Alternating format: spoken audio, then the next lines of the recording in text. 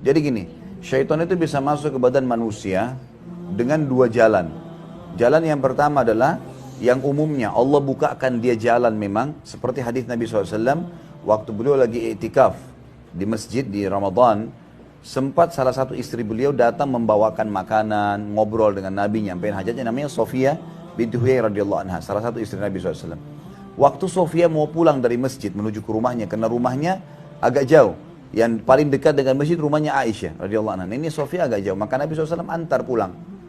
Karena gelap zaman dulu, kan, nggak ada cahaya kayak kita sekarang penerangan lampu. Maka ada dua orang dari Ansar jalan melihat Nabi jalan dengan seorang wanita, mereka percepat langkahnya. Maka Nabi SAW tahu, Nabi mengatakan ala rizkikuma, pelan-pelan aja. Maka ini adalah Sofia binti Huyai, ini istri saya gitu. Maka mereka mengatakan subhanallah, artinya mereka saya katakan mengatakan kami nggak akan sangka sampai situ kok ya Rasulullah. Kata Nabi SAW, sesungguhnya syaitan mengalir dalam tubuh manusia sebagaimana mengalirnya darah. Artinya, dia diberikan kesempatan oleh Allah selalu ada dalam jiwa kita untuk mengganggu, menggoda. Tapi dia hanya menggoda. Dia hanya mengatakan lakukanlah, jangan lakukanlah. Seperti ini misalnya hadis Nabi mengatakan, SAW, kalau ada orang terbangun di malam hari, maka malaikat akan mengatakan padanya, bangunlah, sholatlah. Dan syaitan akan berkata padanya, tidurlah, malam masih panjang. Seperti itulah. Yaitu hadis sahih menjelaskan. Berarti kan dia bisa berbisik di benak kita, di hati kita. Tapi ini godaan umum. Godaan, dia bukan menguasai, dia godaan umum. Ini pintu yang pertama dan ini semua orang ada. Terutama dari korin dia, pendamping dari syaitan. Karena kata Nabi SAW, kita semua ada korinnya. Lalu para sahabat mengatakan, korin maksudnya dari syaitan ya. Karena malaikat yang mendampingi kita, yang mengimbangi syaitan itu namanya malaikat hafadhah. Ini yang selalu mengingatin kita kebaikan-kebaikan. Kalau syaitan yang korin yang mengingatkan keburukan.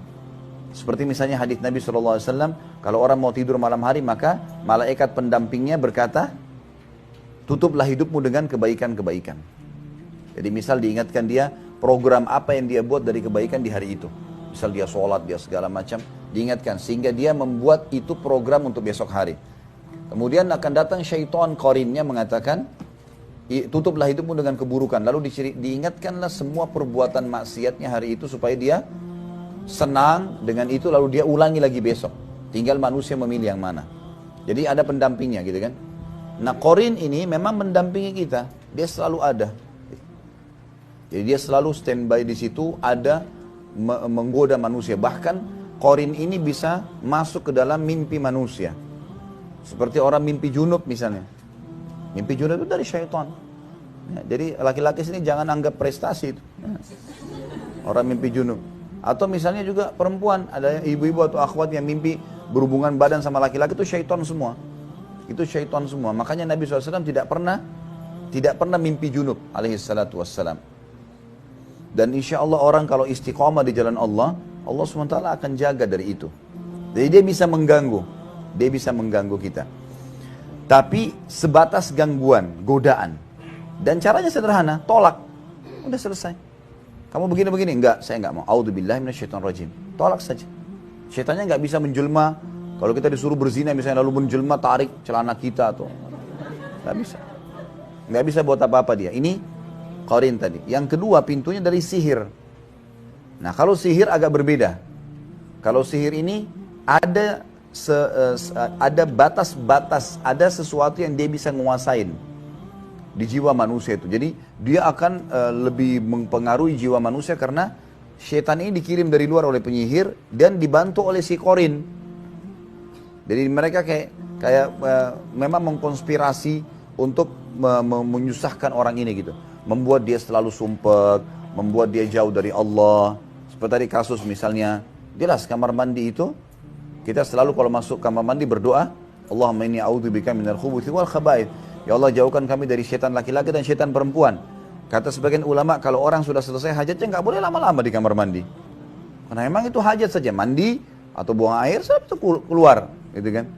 Maka itu adalah tempat di mana syaitan berkumpul. Kalau ada orang mengikat dirinya seperti ini harus diruqyah. Harus diruqyah, gitu kan. Harus dibacain ayat-ayat ruqyah dan saya sarankan Bapak bisa hadiahkan buku, ada buku judulnya Doa Ruqyah. Itu diterbitkan pustaka. Kalau nggak salah ada di sini kok. Di tempat Ibu Ami ada. Bisa beli kemudian dibacain saja. Suruh bacain gitu kan. Ya, itu Allah alam godaan syaitan. Jadi dia bisa masuk. Nah, kalau sihir harus dengan ruqyah. Tidak cukup dengan a'udzubillahi minasyaitonirrajim. Yarhamkallah. Jadi tidak cukup dengan isti'adzah, tapi harus dengan ruqyah, karena memang ruqyah diajarkan oleh Nabi SAW untuk mengobati itu.